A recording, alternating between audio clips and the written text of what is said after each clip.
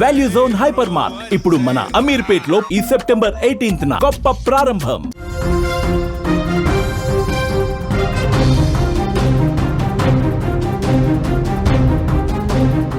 ఏడేడు లోకాలను పాలించే అయ్యప్ప స్వామినే మోసం చేశారా? తప్పు చేసిన వాడిని వెంటాడి వేటాడే ఆ శబరిమల వాసుడి ఆలయంలో ద్రోహం చేశారా? శబరిమల ఆలయంలో కనిపించకుండా పోయిన 4.5 కిలోల బంగారం ఎవరు దోచుకున్నారు? ట్రావెన్కోర్ దేవస్వం అధికారులేనా? లేదంటే ఇంకేదైనా కుట్ర జరిగిందా? ఇప్పుడు అతిపెద్ద చర్చగా మారుతోంది. శబరిమల ఆలయం అత్యంత పవిత్రమైన ఆలయం. కేరళలో తెలుగు దక్షిణాదిన ప్రతి రాష్ట్రం నుంచి స్వామివారికి అయ్యప్ప స్వామికి భక్తులున్నారు. ప్రతి భక్తుడు మాల ధరించి 45 రోజుల పాటు దీక్ష చేసి ఆ తరువాత ఆ స్వామిని దర్శించుకుంటే ఎంతో పుణ్యమని, తాము చేసిన పాపాలు పోతాయని, తమకు కష్టాలు తీరుతాయని నమ్ముతారు. అటువంటి శబరిమల ఆలయంలో ఇప్పుడు ఒక అతిపెద్ద దొంగతనం జరిగిందని చెప్పాలి. నిజంగా ఇది దొంగతనమే. ఎందుకంటే శబరిమల ఆలయంలో ఉన్న స్వామివారి ఆలయంలో ఉన్న ఏవైతే ప్రతిమలుంటాయో, ఆలయ ద్వారపాలకుల ప్రతిమలుంటాయో, ఆ ప్రతిమల చేసిన బంగారు తాపడంలోంచి బంగారం కొట్టేశారు కొందరు దొంగలు. ఆ కొట్టేసిన బంగారం విలువ 4.5 కిలోలని చెప్పేసి కేరళ హైకోర్టు చెప్తోంది. శబరిమల ఆలయంలో ఈ బంగారం వ్యవహారం ఇప్పుడు రాజకీయాల్లో భక్తుల మధ్య తీవ్ర చర్చకు దారితీసింది. పవిత్ర పుణ్యక్షేత్రంలో దాదాపు 4.5 కిలోల బంగారం మాయం కావడంపై హైకోర్టు విజిలెన్స్ విచారణకు ఆదేశించడంతో సంచలనంగా మారింది. అసలు ఈ బంగారం ఏమైంది? దాని వెనుక ఎవరున్నారన్నది ఇప్పుడు అతిపెద్ద ప్రశ్నగా మారుతోంది. ప్రపంచవ్యాప్తంగా కోట్లాది మంది భక్తులకు కొంగు బంగారం అయ్యప్ప స్వామి. అలాంటి పవిత్రమైన ఆలయంలో ద్వారపాలకులకు సంబంధించిన బంగారు తాపడంలో భారీగా బంగారం గల్లంత ఇవ్వడం ఇప్పుడు అందరినీ షాక్కు గురిచేస్తుంది. కేరళ హైకోర్టు ఈ అంశాన్ని సీరియస్గా తీసుకొని దీనిపైన పూర్తి విజిలెన్స్ విచారణకు ఆదేశించింది. దీంతో ఆలయ నిర్వహణలో ఉన్న ట్రావెన్కోర్ దేవస్వం బోర్డు అధికారుల పాత్ర పైన అనుమానాలు మొదలయ్యాయి. వాస్తవానికి 2019లో శబరిమల ఆలయంలోని ద్వారపాలకుల విగ్రహాలకు కొత్తగా బంగారు తాపడం వేయాలని నిర్ణయించారు. ఈ క్రమంలో పాత బంగారు రేకులను తొలగించారు. ఆ సమయంలో ఆ రేకుల బరువు, అంటే కొత్తగా అమర్చిన రేకుల బరువు 2019లో ఏదైతే ద్వారపాలకులకు బంగారు రేకుల్ని తాపడం కోసం అమర్చిన రేకుల బరువు 42.8 కిలోలుగా ఉంది. అయితే 2019లో, నిజానికి ఇది 1999లో స్వామివారి ఆలయానికి ద్వారపాలకులకు సంబంధించిన విగ్రహాలని అమర్చారు. అప్పుడు ఆ విగ్రహాలకి దాదాపు 40 సంవత్సరాల వారంటీ ఉంది. 40 సంవత్సరాల వరకు ఆ విగ్రహాలు చెక్కు చెదరవు. ఆ విగ్రహాలకు అంటించిన చేసిన బంగారు తాపడంతో సహా చేసిన తాపడానికి కూడా ఎటువంటి ఇబ్బంది కలగదు, ఎటువంటి సమస్యలు రావంటూ 40 ఏళ్ల పాటు ఆ తయారుదారులు అప్పట్లో ఈ విగ్రహాలకి వారంటీ కూడా ఇచ్చారు. కానీ ఊహించని విధంగా, అంటే ఒక 2019లో ఊహించని విధంగా 2019లో ఆ బంగారు తాపడం చేసిన రేకులకు మళ్ళీ మరమ్మతులు చేయాల్సిన పరిస్థితి ఏర్పడింది. ఈ మరమ్మతుల కోసం 2019లో ద్వారపాలకులకు అమర్చిన బంగారు రేకులను తీసి పక్కన పెట్టారు. 2019 నుంచి ఆ విగ్రహాలకి బంగారు రేకులకి మరమ్మతులు చేయడానికి ప్రయత్నాలు చేస్తూ వచ్చింది ట్రావెన్కోర్ దేవస్థానం. అయితే ఊహించని విధంగా తాజాగా ఆ రేకుల్ని ఈ 6 సంవత్సరాల పాటు ఆలయ పరిసరాలను పెట్టి ఆ రేకుల్ని సెప్టెంబర్ 10వ తేదీ 2025 సెప్టెంబర్ 10వ తేదీన ఆ బంగారు రేకుల్ని చెన్నైలో ఉన్న ఒక సంస్థకి రిపేర్ చేయడం కోసం పంపించారు. దొంగతనం ఇక్కడే కనిపిస్తోంది. ఒకసారి ఆలోచించండి. 2019లో, అంటే 1999లో ఈ ద్వారపాలకుల విగ్రహాలను అమర్చారు. అప్పుడే బంగారు తాపడం చేశారు. 2019కి వచ్చేసరికి అవి రిపేర్కి వచ్చాయి. 2019లో రిపేర్కి రావడంతో 40 ఏళ్ల వారంటీ ఉన్నప్పటికి కూడా రిపేర్కి వచ్చాయి.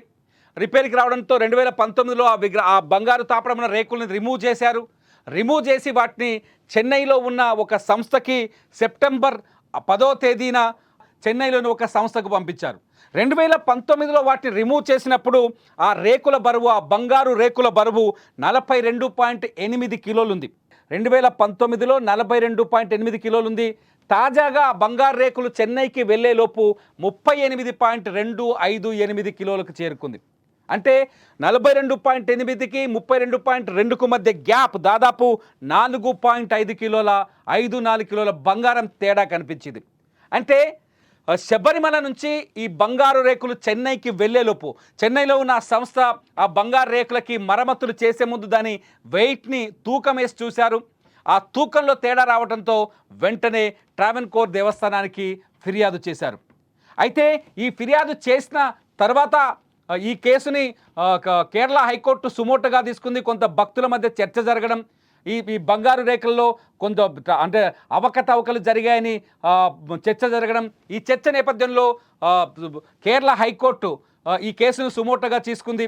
సుమోటోగా తీసుకున్న తర్వాత ఈ మిస్సింగ్ గోల్డ్ ఏదైతే ఉందో 4.5 కిలోలకు సంబంధించిన బంగారం ఏదైతే ఉందో దాన్ని ఖచ్చితంగా ఎవరో కాజేసి ఉంటారు, దొంగతనం చేసి ఉంటారని కోర్టు ఒక నిర్ణయానికి వచ్చినట్టుగా తెలుస్తుంది. ఈ నేపథ్యంలోనే కేరళ హైకోర్టు ఇవాళ తాజాగా చాలా కీలకమైన ఆదేశాలు జారీ చేసింది. జస్టిస్ రాజా విజయరాఘవన్, జస్టిస్ కేవి జయకుమార్లతో కూడిన ధర్మాసనం విజిలెన్స్ విచారణకు ఆదేశించింది. నిజానికి ట్రావెన్కోర్ దేవాలయంలో ఎటువంటి మరమ్మతులు చేసినా, బంగారానికి కావచ్చు, ఆ టెంపుల్కి సంబంధించిన ఎటువంటి చర్యలు చేసినా స్పెషల్ కమిషనర్ ఉన్నారు, దానికి స్పెషల్ కమిషనర్ అనుమతి తీసుకోవాలి, లేదంటే కోర్టు అనుమతి తీసుకోవాలి. ఈ రెండూ జరగలేదు. 19లో తీసిన ఆ బంగారు తాపడం రేకుల్ని రిపేర్ చేయడం కోసం ఈ రెండు పరిణామాలు జరగలేదు. అంటే స్పెషల్ కమిషనర్ పర్మిషన్ తీసుకోలేదు, అట్లాగే కోర్టు పర్మిషన్ కూడా వెళ్ళలేదు. దీనివల్ల అంతేకాదు, బంగారు తాపడాన్ని రిపేర్ చేయడానికి తీసిన రేకులని, బంగారు రేకులని చెన్నైకి ఉన్నికృష్ణన్ పొట్టి అనే ఒక ఉన్నికృష్ణన్ పొట్టి అనే ఒక వ్యక్తి ద్వారా చెన్నైకి తరలించినట్టుగా కోర్టు గుర్తించింది. ఆ ఉన్నికృష్ణన్ ఒక భక్తుడు, కేవలం సాధారణ భక్తుడు. ఆయన కూడా వన్ ఆఫ్ ది స్పాన్సర్ అని చెప్తున్నారు ఈ బంగారు తాపడానికి. అయితే ఆయన తీసుకెళ్ళి రిపేర్ చేయించడానికి చెన్నైలో ఉన్న సంస్థకి ఇచ్చారు అని చెప్తున్నారు. ఇందులో ఇది పూర్తిగా అనధికారిక తరలింపని కూడా చెప్తున్నారు. దేవాలయం ట్రావెన్కోర్ దేవస్వం బోర్డు అధికారులు స్వేచ్ఛను తీసుకొని, అంటే ఎటువంటి స్పెషల్ కమిషనర్కు కానీ కోర్టుకు కానీ ఎలాంటి ముందస్తు సమాచారం ఇవ్వకుండానే ఈ పనులు చేయడంతో ఈ మొత్తం అవకతవకలకు కారణమైందనే చర్చ కూడా జరుగుతుంది. ఏది ఏమైనా అయ్యప్ప స్వామి దేవాలయంలో ద్వారపాలకులకు సంబంధించిన బంగారు రేకుల బరువు తగ్గడం అనేది అల్టిమేట్గా దొంగతనమే అవుతుంది.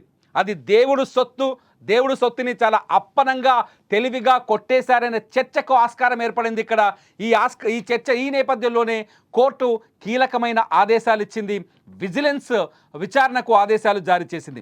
విజిలెన్స్ విచారణలో దొంగలెవరు బయటపడతారన్నది ఇప్పుడు అతిపెద్ద ప్రశ్నగా మారుతోంది. శబరిమల అంటేనే ప్రతి భక్తుడికి ఒక సెంటిమెంట్ ఉంటుంది, ఎమోషన్ ఉంటుంది. శబరిమలలో ప్రతి భక్తులు అంటే ఎంతో పవిత్రంగా అయ్యప్ప స్వామిని చేరుకోవడానికి నడిచి వెళ్తుంటారు. అయ్యప్ప స్వామిని దర్శిస్తే జన్మ ధన్యమవుతుందని భావిస్తుంటారు. అటువంటి శబరిమలలో ఇంత దొంగతనం జరగడం, ఇంత మోసం జరగడం ఇప్పుడు అతిపెద్ద ప్రశ్నగా మారుతోంది. 4.5 కిలోల బంగారాన్ని మాయం చేసింది ఎవరనే ప్రశ్న ఇప్పుడు ఇక్కడ ఉత్పన్నమవుతోంది. ఇక్కడ చాలా స్పష్టంగా మళ్ళీ ఒకసారి రివ్యూ చేస్తే చూడొచ్చు. 1999లో రేకులు అమర్చినప్పుడు అవి 42.8 కిలోలే ఉన్నాయి. 2019కి వచ్చేసరికి కూడా ఆ రేకుల బరువు 42.8 కిలోలుగానే ఉన్నాయి. 99లో ఆ రేకుల్ని అమర్చేటప్పుడు ఏదైతే అమర్చిన కంపెనీ ఉందో, తయారు చేసిన సంస్థ ఉందో, ఆ సంస్థ ఒక వారంటీ ఇచ్చింది. 40 ఏళ్ల వరకు ఆ బంగారు రేకులకు ఎటువంటి మరమ్మతులు రావు అని. మరి 2019లో ఎందుకు మరమ్మతులు వచ్చాయి? ఇదొక ప్రశ్న అయితే, 2019లో మరమ్మతుల కోసం తొలగించిన ఆ రేకుల్ని శబరిమల నుంచి చెన్నైకి తరలించడానికి 6 ఏళ్ల గ్యాప్ ఎందుకు తీసుకున్నారు? ఈ 6 ఏళ్ల గ్యాప్లో 4.5 కిలోల బంగారం ఎలా తరిగిపోయింది? ఎలకలు కొట్టేశాయా, లేకపోతే మనుషులు దోచేశారా?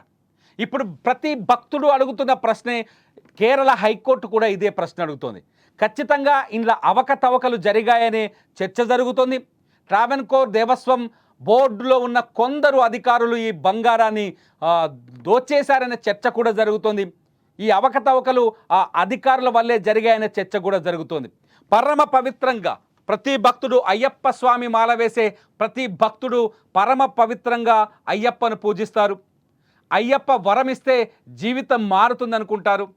అయ్యప్ప కరుణించకపోతే కష్టాల పాలవుతామని చెప్తారు. అయ్యప్ప చరిత్రలోకి వెళ్ళినా కూడా అదే కనిపిస్తుంది.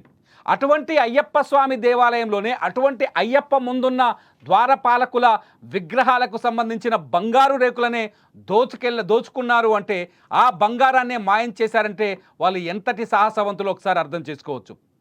ఖచ్చితంగా అయ్యప్ప స్వామి పూజలో చిన్న తేడా ఉన్న సమస్య వస్తుందంటారు. మరి ఏకంగా టెంపుల్లో ఉన్న బంగారాన్ని దోచేయడం పట్ల ఇప్పుడు అతిపెద్ద చర్చ కూడా జరుగుతుంది. ఇది కేరళ రాజకీయాల్లోనే కాదు, భక్తుల మనోభావాలను కూడా దెబ్బతీసినట్టుగా అనిపిస్తోంది. కేరళ రాజకీయాల్లో ఇది ఇప్పుడు దుమారంగా కూడా మారుతోంది ఈ అంశం. భక్తులు ఎంతో ప్రేమతో స్వామివారికి ఇచ్చిన బంగారం కావచ్చు, భక్తులు ఎంతో ప్రేమతో స్వామివారికి ఆలయానికి బంగారు తాపడం కోసం విరాళాలు ఇచ్చి ఉంటారు. అటువంటి విరాళాలతో తయారు చేసిన ఈ బంగారు తాపడం రేకులని నిజంగా ఎవరు దోచుకున్నారు? ట్రావెన్కోర్ దేవస్థానంలోని అధికారుల ఇంకేదైనా మాయ జరిగి ఉంటుందా? ఇక్కడ ప్రశ్నలు అవే. ఎందుకంటే సాధారణంగా ఆలయం నుంచి ఒక ఆర్నమెంట్ను కానీ గోల్డ్ను కానీ వేరే ప్రాంతానికి తరలించాలి అంటే దానికి అధికారికంగా అనేక ప్రక్రియలు చేపట్టాల్సి ఉంటుంది. ముఖ్యంగా శబరిమల ఆలయంలో అయితే ఖచ్చితంగా స్పెషల్ కమిషనర్ ఉన్నారు. ఆ స్పెషల్ కమిషనర్ పర్మిషన్ కంపల్సరీ, లేదంటే కోర్టుకు వెళ్ళాలి, కోర్టు నుంచి అనుమతి తెచ్చుకోవాలని రూలింగ్ ఉంది అక్కడ. ఈ రెండూ చేయకుండానే నేరుగా Travancore board, TDB Travancore Devaswom board ఎందుకు ఒక సాధారణ భక్తుల్లాంటి ఉన్నికృష్ణన్ ద్వారా ఈ బంగారు రేకుల్ని చెన్నైకి తరలించారు? అక్కడికి వెళ్ళిన తర్వాత అది ఎందుకు బరువు తగ్గింది? ఇదే ఇప్పుడు అతిపెద్ద అనుమానాలకి కూడా కారణమవుతోంది. చూడాలి, విజిలెన్స్ కమిషన్ వేసింది హైకోర్టు, కేరళ హైకోర్టు. ఈ విజిలెన్స్ కమిషన్లో ఏమైనా నిజాలు వెలుగులోకి వస్తాయా?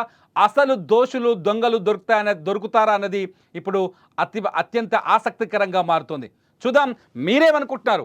ఈ 4.5 కిలోల బంగారం మాయం వెనుక ఉన్న మతలబు మీరేమనుకుంటున్నారు? ట్రావెన్కోర్ దేవస్వం బోర్డు అధికారుల పాత్ర ఉందనుకుంటున్నారా, లేదంటే మరేదైనా జరిగిందని భావిస్తున్నారా? మీరేమనుకుంటున్నారో ఈ వీడియో కింద కామెంట్ చేయండి. చూస్తూనే ఉండండి లైవ్ అప్డేట్స్ కోసం సుమన్ టీవీ డిజిటల్ లైవ్, అట్లాగే సుమన్ టీవీ లైవ్.